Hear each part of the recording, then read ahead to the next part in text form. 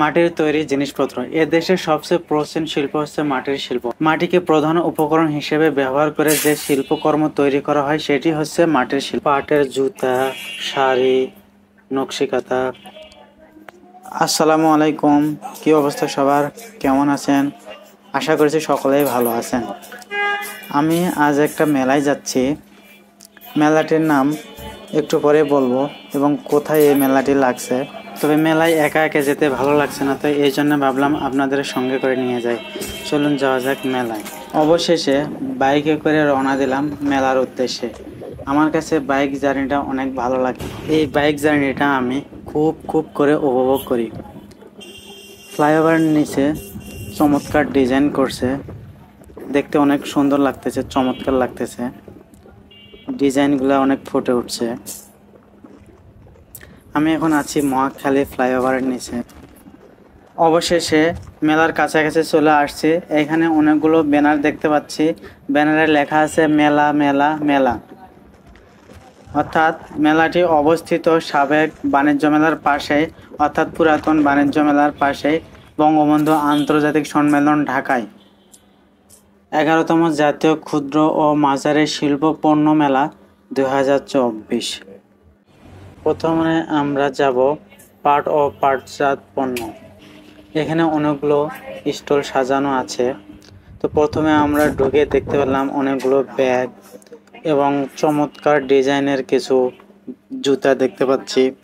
জুতাগুলো দেখতে অনেক সুন্দর, অনেক চমৎকার পাটের তৈরি জুতা। বিশ্বের মোট পাটের 90% উৎপাদন হয় বাংলাদেশে, তাই পাটকে বাংলাদেশের গোল্ডেন ফাইবার বলা হয়। এগুলো হচ্ছে সব পাটের তৈরি জুতা। এবং আমরা দেখতে পাচ্ছি পাটের তৈরি মোমবাতি এবং পাখা।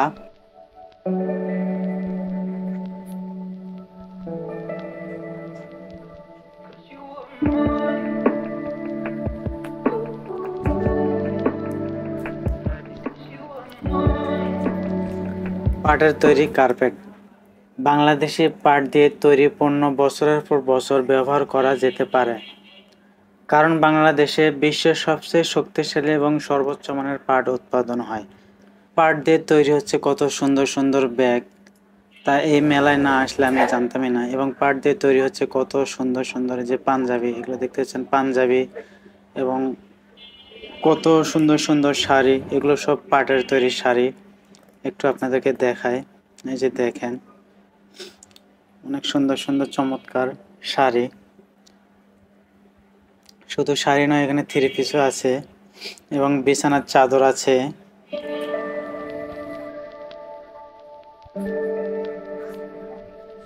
এই যে এখানে দেখা যাচ্ছে এগুলো হচ্ছে ঢাকায় মুসলিম শাড়ি। অনেক সুন্দর সুন্দর শাড়ি, এগুলো দেখতে অনেক চমৎকার লাগতেছে।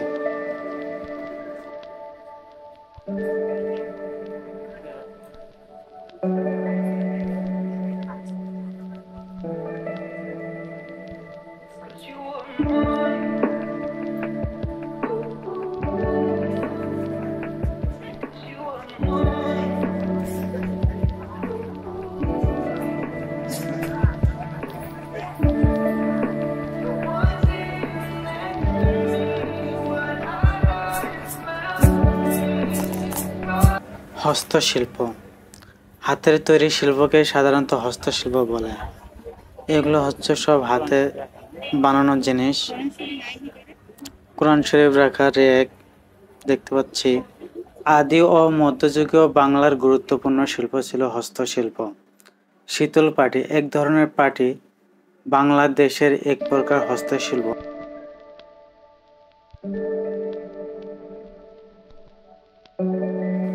এটি হচ্ছে একটি ইলেকট্রনিক যন্ত্র যা রোবট নামে পরিচিত।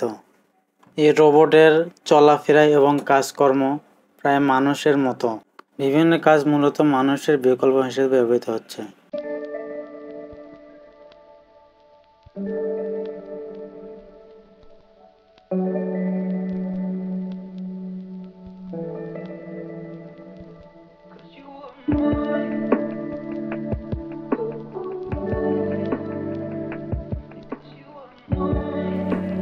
এখানে দেখা যাচ্ছে অনেকগুলো পানির পট বিভিন্ন ডিজাইনের, দেখতে ডাম্বেলের মতন। প্রথমে তো ভাবছিলাম এগুলো ডাম্বেল, পরে দেখি না এটা পানির পট, মাত্র 50 টাকা করে।